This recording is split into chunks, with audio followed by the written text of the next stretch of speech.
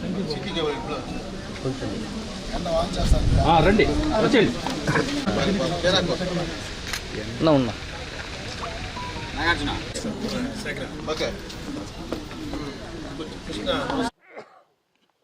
ఈరోజు రాష్ట్రంలో కూటమి ప్రభుత్వం మరి సుభిక్షంగా ప్రజలంతా కూడా సంతోషంగా ఉన్న సమయంలో సంవత్సరము పూర్తి చేసుకున్న సందర్భంగా మరి ప్రజలను చూసి ఓర్వలేక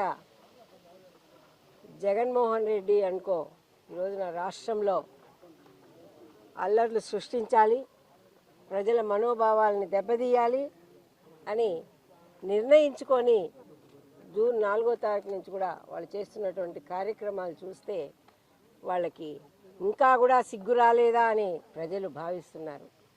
ఎందుకంటే వాళ్ళు గత పరిపాలన 5 సంవత్సరాలు అందించినటువంటి ఒక రాక్షస పరిపాలన, ఒక సైకో పరిపాలన అంతమొందించినటువంటి ప్రజలు ఈ రోజున మరి సంతోషంగా ఉంటే అది చూసి ఓర్వలేక ఏ విధంగా అయినా కూడా ప్రజలను మనోభావాల్ని దెబ్బతీయాలనే విధంగా నిన్న మరి డిబేట్లో మాట్లాడినటువంటి మాటలు మరి అది మహిళల గురించి. మహిళలంటే ఎంతో గౌరవం, ఈనాడు కాదు పురాణ కాలాల్లో నుంచి కూడా పురాణాల్లో కూడా ఎవరైతే స్త్రీని గౌరవిస్తారో ఆ రాష్ట్రం కానీ ఆ దేశం కానీ ఆ ఇల్లు కానీ ఇంటితో మొదలై ఇంటికి దీపం ఇల్లాలంటి సామెతలతో మనము జీవిస్తున్నాం. అటువంటిది ఈ రోజున ఆ రోజు మరి మన ముఖ్యమంత్రి గారైన నారా చంద్రబాబు నాయుడు గారి సతీమణి భువనేశ్వర్ని అవమానపరిచి మరి మన ముఖ్యమంత్రి గారిని బయటకు నడిపించినటువంటి సంస్కృతి ఈ వైకాపాది.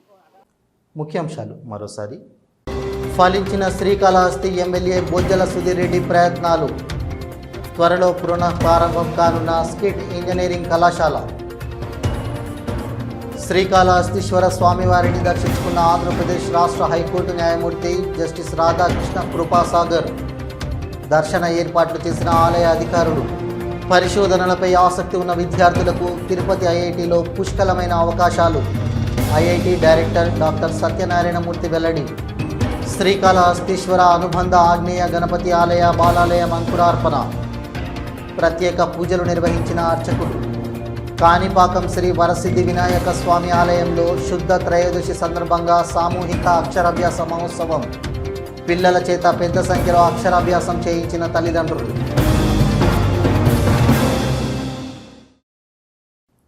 ఇవి ఈనాటి వార్తలు. చూస్తూనే ఉండండి V2 న్యూస్.